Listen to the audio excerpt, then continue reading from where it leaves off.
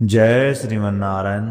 आइए, आपका फिर से स्वागत है आपके अपने YouTube चैनल में। आज की इस वीडियो के माध्यम से हम आपको बताएंगे माघ महीने के शुक्ल पक्ष की जया एकादशी व्रत के पारण के बारे में। प्रिय भक्तजनों, यह वीडियो आप सभी के लिए बहुत ही महत्वपूर्ण है, तो वीडियो को पूरा अवश्य देखें। और उसके बाद आप सुनेंगे तुलसी माता की कथा। जया एकादशी व्रत का पारण 9 फरवरी दिन रविवार को किया जाएगा। एकादशी व्रत का पारण सूर्य उदय के बाद एक उचित समय में ही किया जाता है। माघ महीने के शुक्ल पक्ष की एकादशी तिथि को जया एकादशी का व्रत रखा जाता है।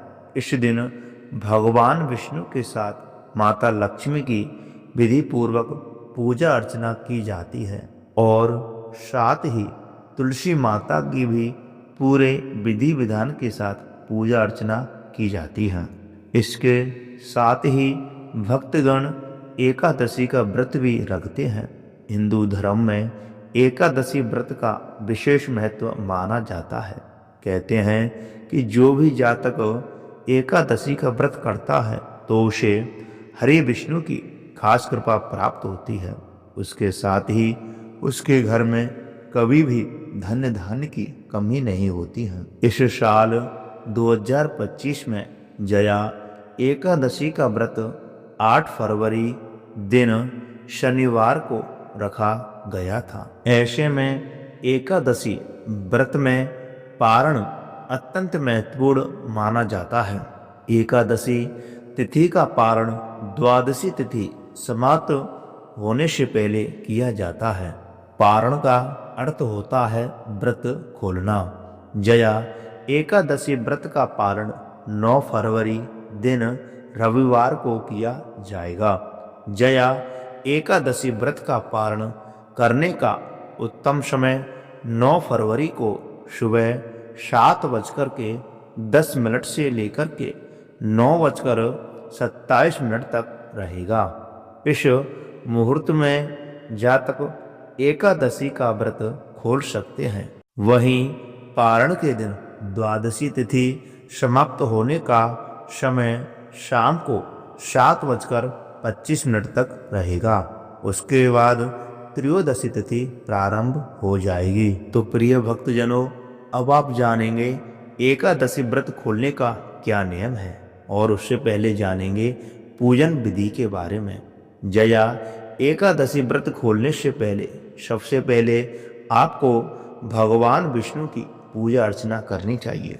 आप द्वादशी के दिन सुबह ब्रह्म मुहूर्त में उठकर के स्नान इत्यादि से निवृत्त हो जाएं और उसके बाद साफ वस्त्र धारण करें।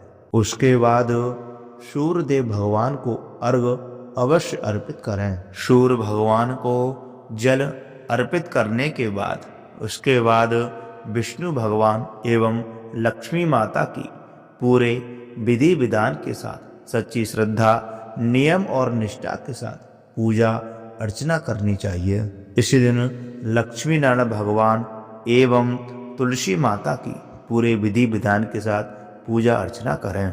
पूजा अर्चना करने के बाद भगवान विष्णु को चावल से बनी शुद्ध खीर का भोग अवश्य लगाएं और उसमें तुलसी पत्र अवश्य शामिल करें। उसके बाद ही व्रत का पारण करें।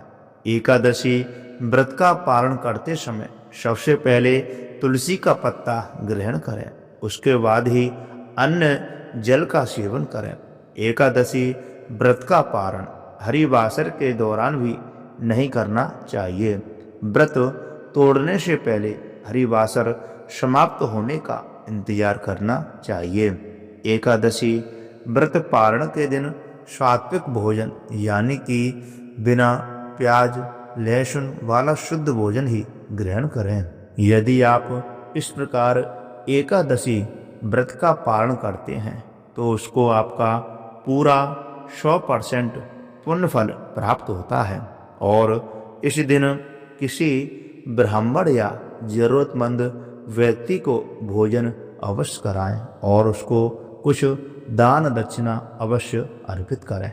ऐसा करने से आपके ऊपर एवं आपके परिवार के ऊपर भगवान विष्णु एवं माता लक्ष्मी और तुलसी मैया की भरपूर कृपा बनी रहती है और आपके घर में सुख समृद्धि का वास बना रहता है। तो प्रिय भक्तजनों, अब आप सुनेंगे तुलसी माता की कथा। बोलिए तुलसी मैया की जय, लक्ष्मी नारायण भगवान की जय, एकादशी मैया की जय, सर्व देवी देवतान की जय। तुलसी माता से जुड़ी एक कथा बहुत ही प्रचलित है। श्रीमद् देवी भागवत पुराण के अवतरण की दिव्य लीला कथा भी बताई गई है। एक बार शिव ने अपने तेज को समुद्र में फेंक दिया था।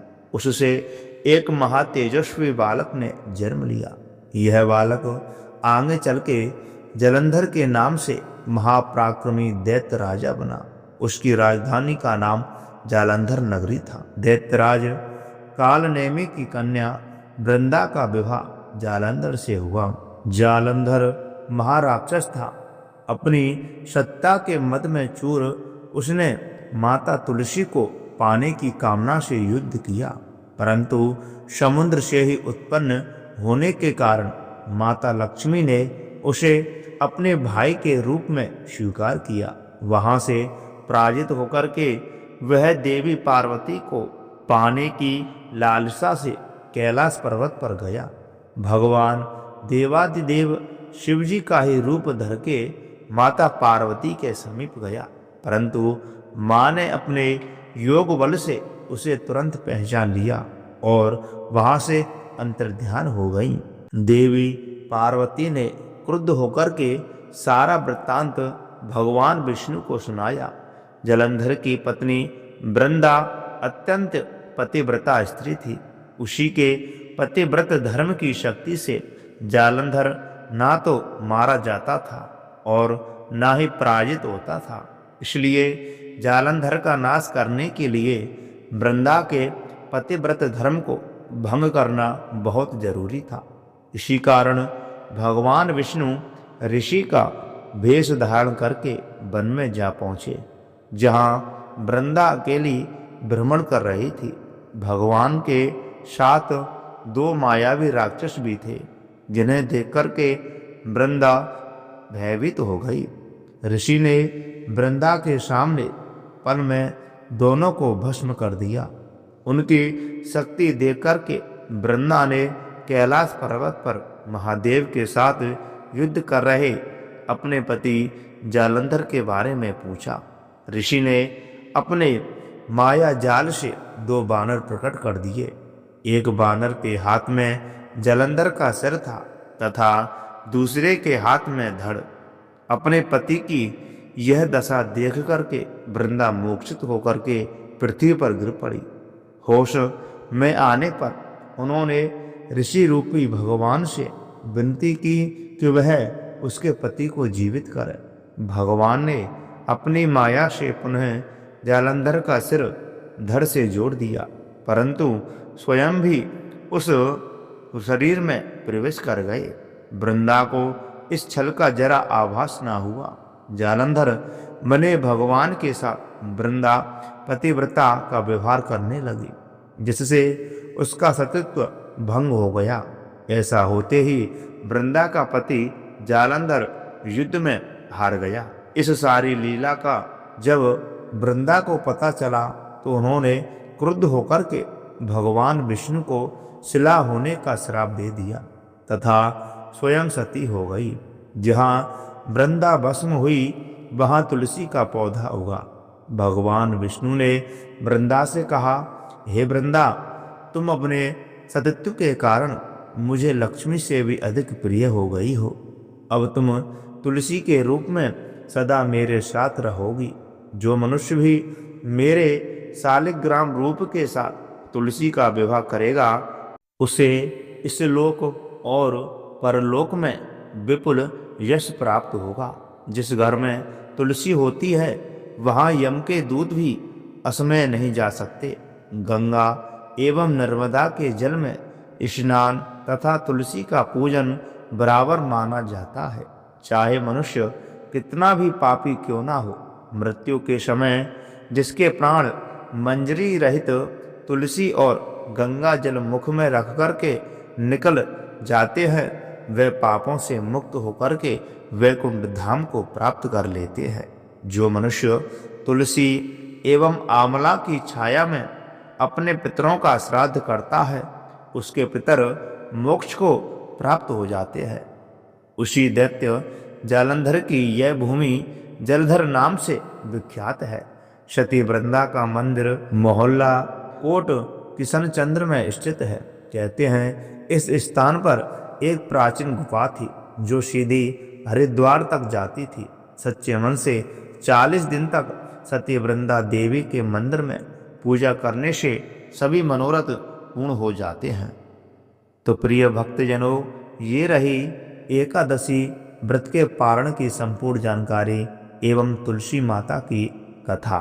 तो मैं आशा करता हूँ यह जानकारी एवं कथा आपको बहुत अच्छी लगी होगी। तो कृपा करके इस वीडियो को ज़रूरतमंद लोगों के साथ शेयर करें, जिससे कि उन्हें भी यह व्रत की संपूर्ण जानकारी प्राप्त हो सके। और आपने अभी तक हमारे वीडियो को लाइक नहीं किया है, शेयर नहीं किया है, तो अवश्य करें और चैनल को सब्सक्राइब करना बिल्कुल भी ना भूलें। बगल में लगी बेल आइकन घंटी को भी दबा दें, जिससे कि हमारे द्वारा जो भी जानकारी दी जाए वो आपको प्राप्त हो सके। कमेंट बॉक्स में लक्ष्मी नारायण भगवान की जय अवश्य लिखें, तुलसी मैया की जय अवश्य लिखें।